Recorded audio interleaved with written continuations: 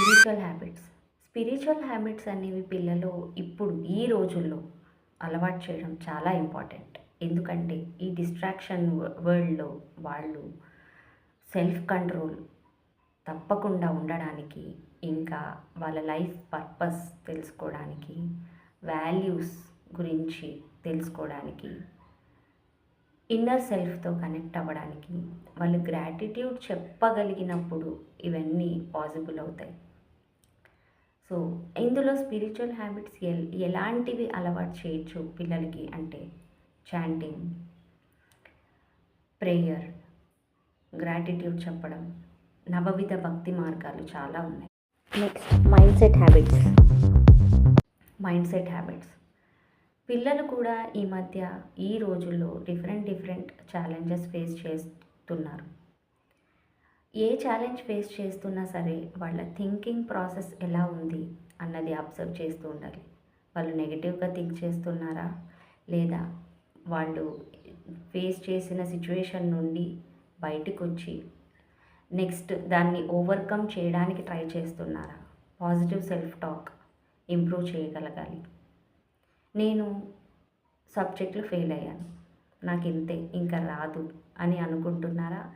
ఒకసారి ఫెయిల్ అయ్యాను కదా, అంత మాత్రాన సబ్జెక్ట్ని తప్పు పట్టలేము, నేను ఇంటెలిజెంట్ కాదు అని డిసైడ్ అవ్వలేము అన్ని వాళ్ళ థింకింగ్ ప్రాసెస్ ఉందా?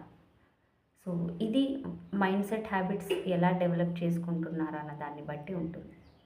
They should be able to overcome from mistakes, learn from mistakes. ఇంకా నెక్స్ట్ స్టెప్కి మూవ్ అవ్వగలిగి ధైర్యం చేస్తున్నారా లేదా, క్వశ్చన్స్ అడుగుతున్నారా లేదా, వాళ్ళు ఏ చదువుకుంటున్నా కూడా క్వశ్చన్స్ అడగగలగాలి.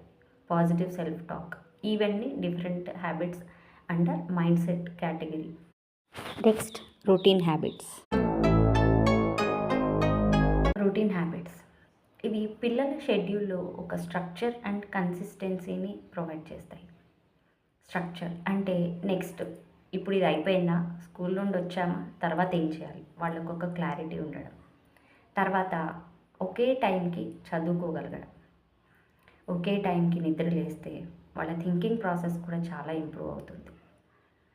రొటీన్ హ్యాబిట్స్ వాళ్ళ టైంని మెస్సీగా కాకుండా ఒక పద్ధతిలో యూజ్ చేసుకోవడం, వాళ్ళు ఏది చేస్తున్నా సరే ఒక క్లారిటీని ప్రొవైడ్ చేస్తాయి.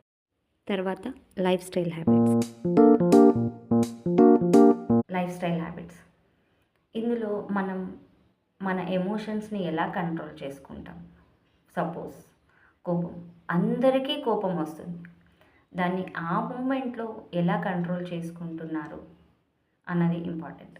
దాని నుండి ఏమైనా తెలుసుకుంటున్నారా, దాన్ని కోపం వచ్చినప్పుడు కాకుండా తర్వాత అయినా తెలుసుకుంటున్నారా లేదా, కంట్రోల్ చేసుకుంటున్నారా లేదా, కోపమే కాదు బాధ కూడా ఎంత ధైర్యంగా ఉంటున్నాము, ఆ సిచ్యువేషన్ని యాక్సెప్ట్ ముందుకు వెళ్తున్నామా లేదా, అంటే ఓవరాల్ క్వాలిటీ ఆఫ్ లైఫ్ని లైఫ్ స్టైల్ హ్యాబిట్స్ డిసైడ్ చేస్తాయి.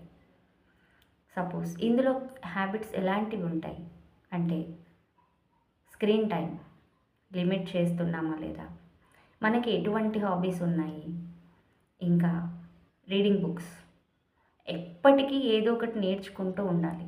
లెర్నింగ్ ప్రాసెస్ అనేది కంటిన్యూగా ఉండాలి.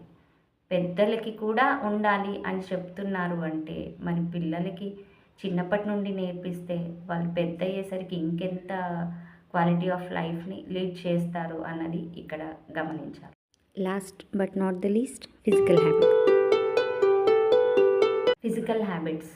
బ్రెయిన్ మంచిగా వర్క్ చేయాలి అంటే ఫిజికల్గా కూడా మనం యాక్టివ్గా ఉండాలి. అంటే ఫిజికల్గా యాక్టివ్గా ఉన్న మైండ్ యాక్టివ్గా ఉంటుంది, మెంటల్గా కూడా మనం యాక్టివ్గా మన బ్రెయిన్ వర్క్ చేయగలుగుతుంది.